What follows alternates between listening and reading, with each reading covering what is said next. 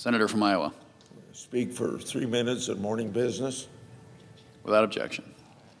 January is National Trafficking and Modern Slavery Prevention Month. So today, Senator Cortez Masto and I are introducing a resolution to honor victims and to raise very needed awareness. As I speak, victims are being trafficked across our southern border.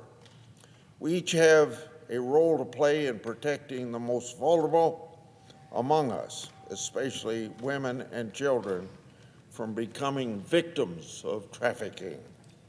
As chairman of the Senate Judiciary Committee, I'm committed to making human trafficking prevention a priority in this Congress, and I thank the senator from Nevada for leading this effort. On another subject, Mr. President, on his watch, President Biden wiped away student debt for more than 5 million borrowers, stiffing taxpayers with heavier burden.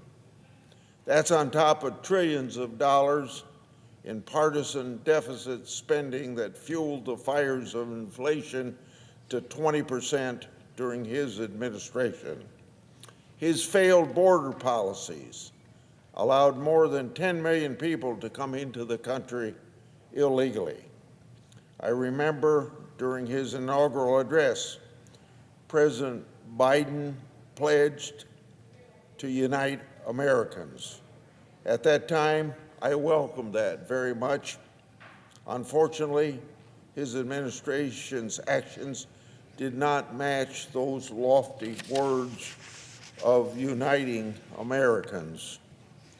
During his 4 years in the Oval Office, the 46th president adopted the divisive policies of left-wing ideologues and the more radical candidates that he beat in the presidential primary.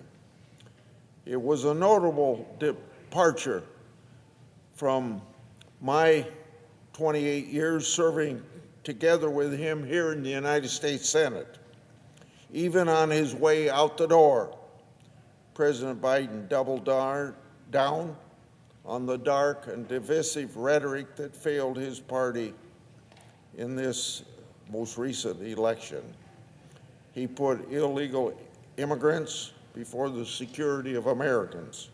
He doubled down on class warfare, hammering, as you so often hear, the same nail that the wealthy need to pay their fair share when our tax code is among the most progressive in the world.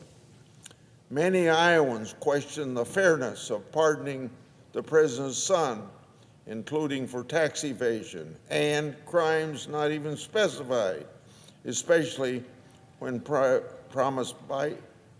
Biden promised that he would not pardon his son. Iowans also tell me that wiping away student debt isn't fair to those who saved and sacrificed to pay their fair share. In this Congress, I'll work with President Trump to put America first and strengthen the economy so hardworking families, farmers, and small businesses get ahead and, of course, to stay ahead. That includes renewing the Trump tax cuts, securing our border, and securing peace through strength. I yield the floor and suggest the absence of a quorum. Hey. The clerk